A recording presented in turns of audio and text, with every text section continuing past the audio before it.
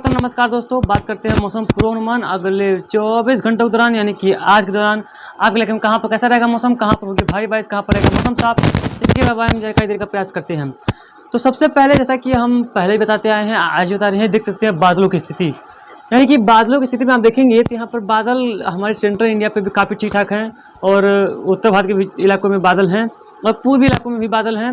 यानी कि बादल कई जिलों में बने हुए हैं, यानी कि कई राज्यों में बने हुए हैं और ये अगले कम से कम 2 से 3 दिनों तक ऐसा जारी रहेगा।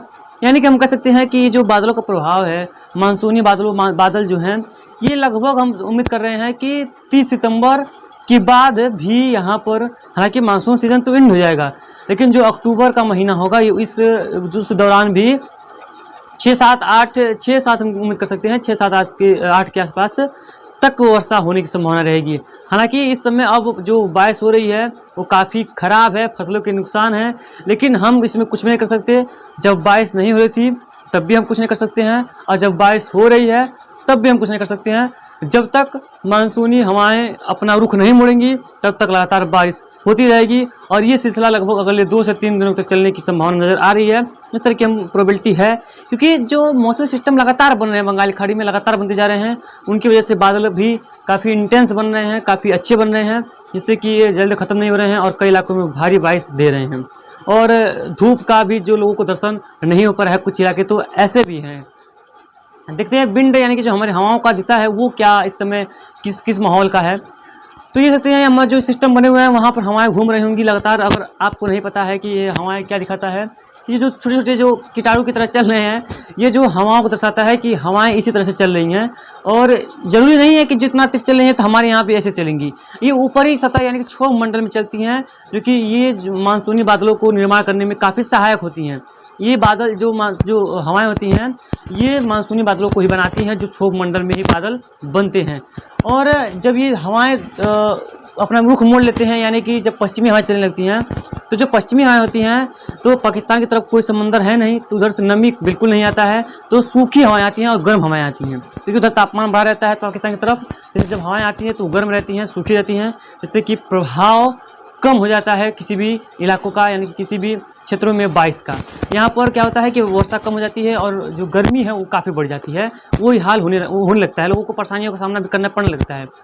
लेकिन क्या होता है कभी कभी कि जब पश्चिमी हवाएं आती हैं तो वो पश्चिमी विक्षोभ आते हैं, तो वो अपने साथ मॉइस्चर लेके आते हैं, क्योंकि वो फिलीपींस सागर से आते हैं, वहाँ से जो समंदर में से आते हैं, उठते हैं और अपने साथ आते हैं।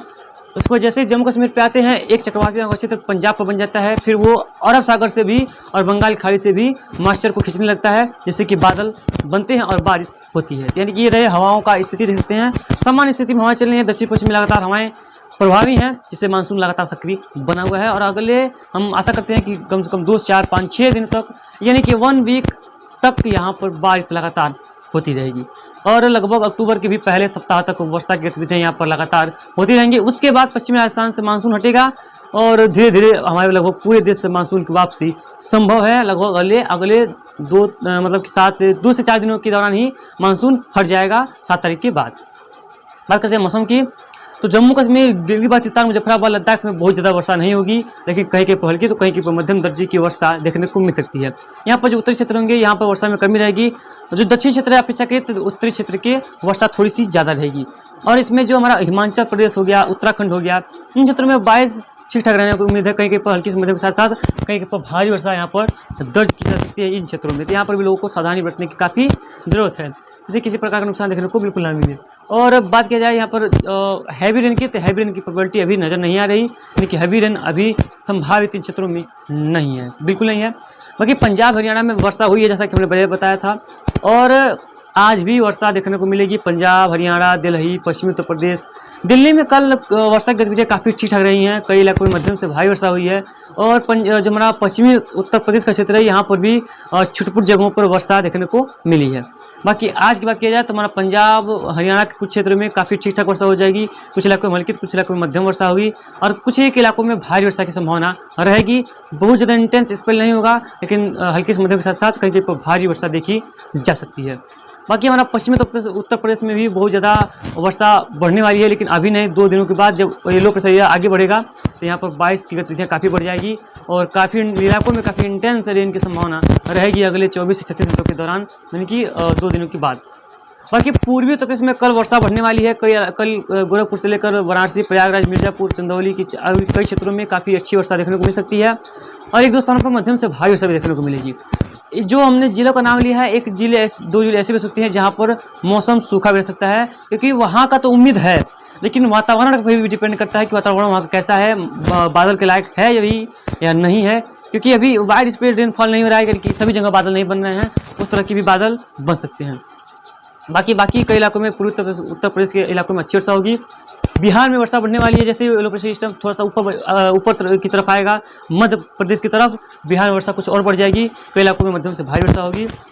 तराई का बेल्ट है बिहार का, यहाँ पर वर्षा में थोड़ी सी कमी रहेगी। हालांकि जो अपेक्षाकृत जो साउथ बिहार है, यहाँ पर बारिश की गतिविधि थोड़ी सी ज़्यादा रहने की संभावना नजर आ रही है। बाकी पूर्वोत्तर भारत की बात किया जाए तो असम, मेघालय, नागालैंड, मणिपुर, मिजोरम, त्रिपुरा, उत्तर पश्चिम बंगाल, सिक्किम, इन क्षेत्रों में बहुत ज़्यादा बारिश नहीं होगी, लेकिन फिर भी कहीं कहीं हल्की तो कहीं कहीं मध्यम दर्जे की वर्षा देखने को मिल सकती है। बहुत इंटेंस, बहुत भारी वर्षा नहीं होगी, लेकिन कहीं कहीं हल्की से मध्यम वर्षा के साथ साथ एक दो स्थानों पर भारी वर्षा देखने को मिलेगी।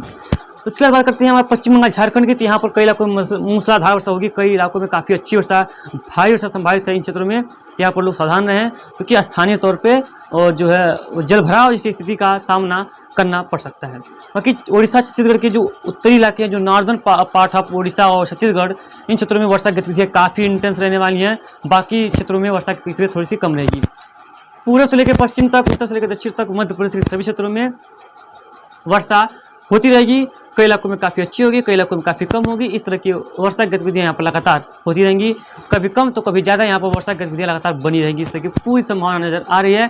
राजस्थान में बात किया जाए तो राजस्थान में भी कई इलाकों में काफ़ी अच्छी वर्षा होगी, लगभग पूरे राजस्थान में हल्के से मध्यम के साथ साथ एक दो स्थानों पर खंड बारिश के रूप में तगड़ी बारिश यानी कि तेज वर्षा का झोंका आ सकता है, आप लोगों को भिगो कर आगे जा सकता है। बाकी गुजरात, सौराष्ट्र की बात किया जाए तो यहाँ पर भी बहुत ज़्यादा इंटेंस रेन नहीं होगी, कहीं कहीं पर हल्की तो कहीं कहीं मध्यम दर्जे की वर्षा देखने को मिलेगी। यहाँ पर थोड़ा देर के लिए कहीं कहीं पर इंटेंस रेन भी देखने को मिल सकता है, हालांकि उसकी प्रोबेबिलिटी नज़र कम आ रही है। बाकी विदर्भ, तेलंगाना, रायलसीमा, मराठवाड़ा, इन सभी क्षेत्रों में बहुत ज़्यादा बारिश नहीं होगी, लेकिन मध्य महाराष्ट्र के क्षेत्रों में वर्षा बढ़ेगी, लेकिन अभी नहीं। जब कम दबाव का क्षेत्र बनेगा बंगाल की खाड़ी में तो हवाओं को खींचेगा, जिससे कि इन क्षेत्रों में तटीय इलाकों में वर्षा फिर से बढ़ने वाली है, काफ़ी व्यापक वर्षा देखने को मिलने वाली है।